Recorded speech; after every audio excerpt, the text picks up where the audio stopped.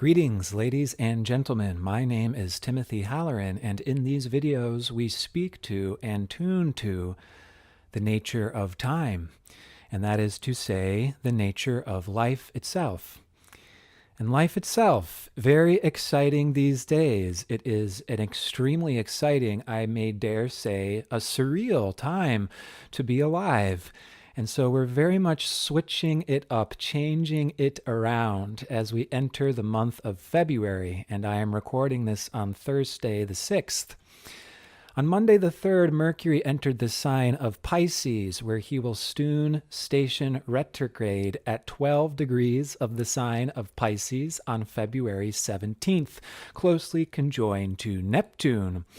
On Sunday, February 9th, we have a lively, spontaneous full moon in Leo. It's an exciting and unpredictable time to be alive. We are still in Aquarius season, as we discussed in the prior video. The sun will remain in the sign of Aquarius until entering Pisces on February 18th, when things get even weirder, more surreal, more dreamlike, as Mercury stations retrograde simultaneously. Mutable signs, be aware. Gemini, Virgo, Sagittarius, Pisces, we are very much being scrambled up this month. Check your own birth chart about 20 degrees Pisces to 20 degrees Aquarius, or vice versa, of the mutable and fixed signs in your chart. You don't just have to be a sun in mutable signs to have planets in those signs and to be affected by this upcoming Mercury retrograde. So, for example, my own Mercury at 13 degrees of Gemini, probably getting a little bit scrambled up by this Mercury retrograde. And coincidentally, we may be moving from our house this next month, packing up and leaving to who knows where. And so just a little bit of a minor reflection as to what this may be like. And of course, you know what it's like to go through a move. It's chaos. It's piles of stuff. It's a big mess. And this is Pisces, where Mercury stations on the 17th, 12 degrees. This is everything getting mixed up at once, everything blending into everything. Is that final Alpha and Omega sign of the zodiac Pisces? Now, when Mercury stations retrograde, and of course this is something we hear about more than anything else in the world of astrology, there's so many stereotypes, so many stigmas. Mercury retrograde represents a phase of processing. Mercury is our conscious mind. That mind takes the information coming from our surrounding world and environment and chunks it, breaks it apart into discernible, comprehensible information. So to be capable of discerning, understanding, communicating who we are, what we're thinking, what we're going on. So the mind, our conscious, logical mind, very important part of the human makeup and a tremendous divine gift. Our mind has its own seasons and cycles of processing, updating, renewing, digesting information, opening up to new phases of information, and this is found in the Mercury cycle. When Mercury stations retrograde, this is a phase where we are taking all the information we have received, the ideas, the conceptualizations, the programs, the agendas, and we are questioning them. We are digesting. When Mercury stations retrograde, we tend to become more introverted. Our logical speaking mind turns more in on itself. That reason alone may be one of those stereotypes that becomes associated to the communication breakdowns and the technological traveling issues that happens with Mercury retrograde. And certainly this Mercury stationing with Neptune in the sign of Pisces, absolutely there is a theme of unpredictability, needing to be flexible, needing to go with the flow, because will I actually be moving this month? We will see. That's what kind of Mercury retrograde it is. And that's the type of openness and flexibility that allows for a Mercury station retrograde to work for us. It's not a time where we have to lock ourselves away and never travel and never use technology. That would be ridiculous. But it is a time of processing and questioning how we are communicating, how we are exchanging ideas, and what are those ideas. When Mercury stations retrograde, we question, we digest, and we process, which can really lead us into a process of elimination, removing the mental baggage and the distractions that are clouding and interfering with our clear thinking, our clear thoughts and directions, and in particular, Mercury stationing retrograde in Pisces. This month of February is an exploration of what is our purpose? Why are we living? On what planet are we, and how are we connected to this planet, and what is our purpose on this planet? There is a tremendous amount to process in terms of these hugely vast and significant global Earth changes that are already very well underway. And I've been talking about this. In fact, at the beginning of the year, I released 2 earthquaking videos on the prior eclipses and the Saturn-Pluto conjunction. This is in January. In those videos, we actually discuss some of the themes that are unfolding throughout this whole year of 2020. Deep, powerful, transformative themes. And in a typical YouTube astrology video, those dates came and went, and now they're in the past, and no big deal, right? What's next, right? Well, with this Mercury retrograde, Mercury being our conscious mind, now we are beginning to start to digest. It's starting to settle in. What the heck's actually going on? What's going on in our world? What are these changes all about? And this can lead us into this healthy and necessary phase of questioning everything. Questioning our purpose in life, questioning our spiritual truth, questioning what other spiritual teachers, gurus, and leaders have told us about spirituality or about the purpose of life in the past. And things do move around. Things do change. But there is a purpose to this exploration, this uncertainty and questioning, and that's to lead us into exploring and finding what is our greater purpose in the grander scheme of things. How are we connected to this bigger picture? And what are we connected to? How are we connected to something bigger than just ourselves that gives us a sense of total meaning? That's Pisces. That's why this does have to do with spiritual truth. What does it mean to be alive? What does it mean to be a human? What's the purpose of life? And we're being challenged to question what we may have previously accepted. Some of these older spiritual ideas, we're eliminating the mental baggage and the mental clutter to find a clarity, a spaciousness, an attunement to our ultimate purpose. And we're going to talk about how it can be our creative purpose. It can be our interaction with others, our relationships having to adjust, to align with a clear path to our purpose.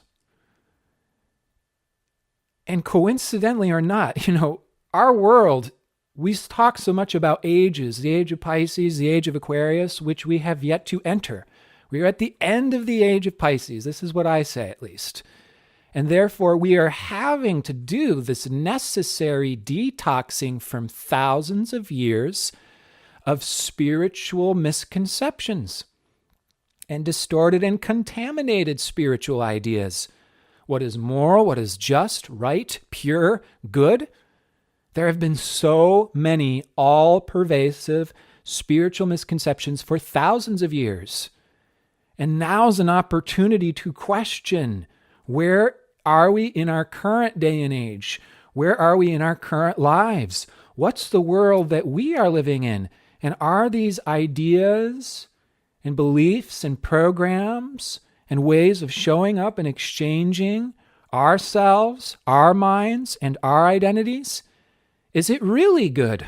Is it really working? Is it really healthy? The infamous asteroid Lucifer stationing direct 25 degrees Gemini, February 13th. Gemini has so much to do with the wisdom of good, evil. How good and evil is a part of the human experience. What it really is, how it functions together, and what we can do, how I would suggest us maybe eliminating some of these more misleading spiritual beliefs or notions is let's get on track that what's right, what's good, what's healthy is what is natural. What is good for us is what honors our nature. What works for others works well for their nature. And this is what we're exploring. What is our nature? What's their nature? What's the world's nature? And how can we honor that which we are? And we're coming from this day and age where we have been taught via the all-pervasive religion of Christianity, for example, original sin. We're born here because we messed up. And we've got to get it perfect because then we die, we're graded, and spend either all eternity in heaven or hell. That's a ridiculous amount of existential pressure just for being born. And that ridiculous existential pressure drives people to do very, very crazy, insane, unnatural things, where we start to suppress, sacrifice, deny our nature because we feel it's not good, not right, not feeling the prescription. And what we're doing now is dissolving, opening, questioning, surrendering is the high octave Pisces. That's the spiritual path that leads us into nature. We don't determine what nature is and then find it. We surrender to nature. And then nature finds us. And this is a time where we can go very deep. We can be very much tuning into our spiritual connection, our imagination, our dreams, our digging up the deep, deep, the unconscious, the many lifetimes of experience, because that's what time is, the experience of life. And we have many experiences unbeknownst to us that are still active, although unconscious. And this is where we have to explore the unknown, explore the murky, not prematurely judge, not prematurely throw the baby out with the bathwater. So to be able to ask questions, discern, and find that creative process or that purpose that makes our life easier because we're honoring our nature. And the way I see it, every single human being has a unique nature, which is a gift that we get to enjoy ourselves and we get to enjoy sharing in some type of service to others that actually gives us the greatest sense of meaning and fulfillment that is possible to experience. That would be Pisces. And that would be the merging, the bridging together of everything, the individual, the whole, the masculine, the feminine, inside, outside, self, and other. And we see coming up this weekend, February 9th, 2020, a full moon, 20 degrees, the sign of Leo, the sign of the individual. And that full moon forms a yod between Neptune and Pisces, Pluto and Capricorn, a creative struggle to actualize one's own creative purpose and show up in this complex and quickly changing world at once. And this does put a focus on relationship, the relationship between self, what is mine, and others, what is theirs. I, mine, me, the collective, the world, the all, what's going on the inside, what's being shared, disseminated, communicated on the outside. Big emphasis on relationships going into February 2020.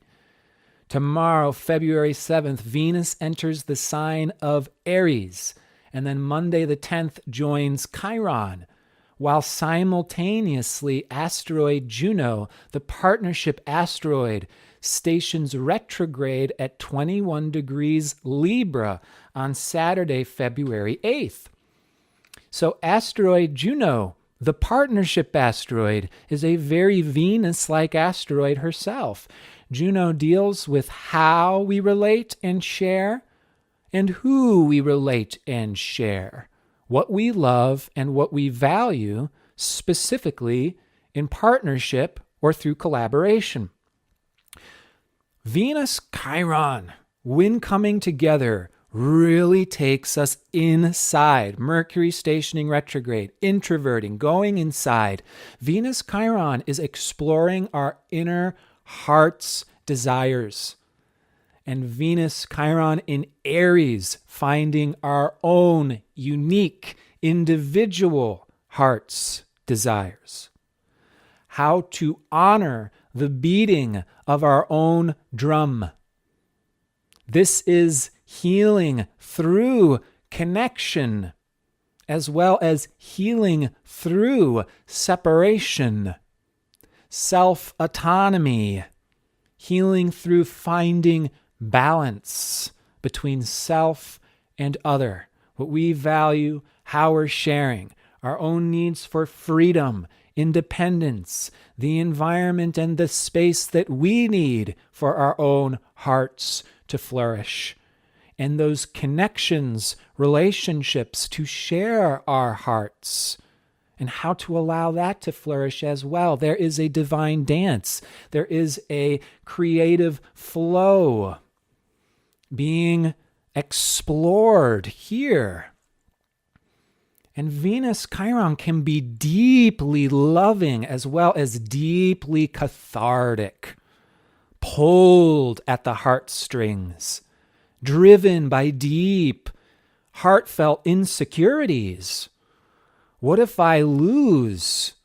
What I will lose if I don't hang on to them? I'll lose them. I got to grab on. Or if I open myself to them, what will I lose? And between that Venus-Chiron conjunction and Juno stationing retrograde in the sign of Libra, the sign of balance, harmony, relationship, it is a clear healing process, an exploration opening us to us now. Venus-Chiron can be a heart hurt, how to heal our relationship, how to heal our love. And by the way, when it comes to any healing process, when it comes to any Chiron process, influence, nature, there is no correct way or pace to heal. There's no time limit. There's no pressure. We have to honor and respect our own healing process, and there is no correct way. But we are exploring, where is this hurt and how is this shaping our exploration of what we love, our deeper values, how to honor and protect our own hearts, so to be able to share what is unique to us, our heart's values, with others equally, fairly, balanced, mutually respectful, mutually reciprocal. And where there is that heart hurt, or wherever there is that challenge or that conflict, there's the opportunity to really explore what are the ingredients, what are the parts of this process that we're exploring, and how may we be able to run these experiments to discover new ways of working with these parts or working with these ingredients. The full moon in Leo forms a sesquiquadrate aspect to the Venus-Chiron conjunction, allowing the experiment of opening and letting our inner truth, our inner light and heart shine initiating the creative process of finding the right group, the right people, the right movement to participate within while remaining true to our own heart. Venus, Chiron, and Aries, healing the confidence to speak up for our heart, to speak up for our values, to speak up for our needs in exchange, in relationship, being led by our hearts, being led by what we're learning through this divine dance of union and separation, which we are so beautifully flowing through with every relationship in our life, whether or not we can see from that higher perspective. This divine dance is inherent within and between everything in life itself. Deep, powerful, romantic, bleeding heart poets, Venus, Chiron, Mercury station in Pisces. This is a beautiful time to write your diary, to let that heart song in its full glory be shared, be sung. And the heart story can be a full spectrum story. There's beauty within the heartbreak, the love, the dance. And this is what inspires the creative. I believe in the last video we mentioned that oftentimes the best musical records are breakup albums, where that Venus Chiron-like experience, it's almost like our heart cathartically releases our own juices. We're marinating in our own essences this month of February, and that can be just a period to really allow ourselves in that surrendering, dissolving, opening up way. Be in awe of our own flavor. Be in awe of our own story and allow that to lead us in an Aries way to being the protector, the warrior defending that beauty and that essence coming out from inside of us. So deep, inner, creative, spiritual processes. And then February 16th, Mars enters exaltation in the sign of Capricorn, where he remains through March 6th. Strength to push through, step up, build it, do it, accomplish. The analogy is like going to the gym to build up more strength, where we feel more cleaned out, we feel more in control, we've got more energy, we are more capable. Life becomes easier when we break in that routine of going to the gym. It's like building the framework to keep active, to stay focused, to keep moving in the direction of our goals, our desires, and having the strength, the capability to overcome life's challenges. So all the more power to you. While there's so much processing, restructuring taking place, we can pull through. Mars in Capricorn. Yes, we can. We can get over the small stuff. Saturn and Pluto puts obstacles in our path to prove to ourselves how much we can handle, how much we can overcome. And then going out there in the world, feeling strong, feeling mature, feeling capable, we have proven to ourselves all that we can overcome. We can enter the real world unfazed. And furthermore, we can be a practical guide to others. Yes, you can. Because I can, and I've shown myself, and so you can too, and so we can build this together. This is what we are all finding, is honoring our path. Mars is the individual being led by our selfish individual desires, because a part of honoring our soul's life and evolution to come into our spiritual potential, we even must include Mars, our desires, our instincts, in a Pisces way with the rest of our life, with the rest of our purpose. And so this is what I do in my job. I share my heart, my truth. I speak to souls directly and let them know, yes, you can. You can be you. You can do you. You can actualize your soul's potentials and desires.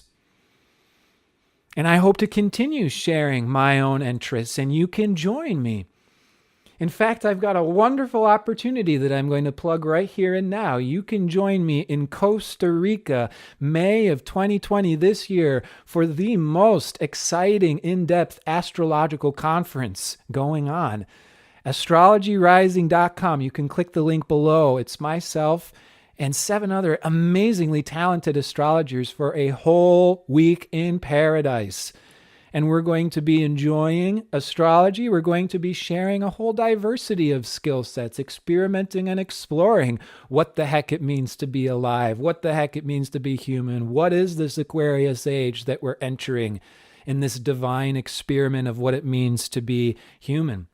You can also join me on my Patreon page. We've got a beautiful online group forming. We've got an online chat room. You can bring in your chart. There's an integrated astrology software. You can ask questions. I have a monthly Q&A. You can bring in your chart, what's going on in your life, or any questions about your life, astrology, or anywhere in between.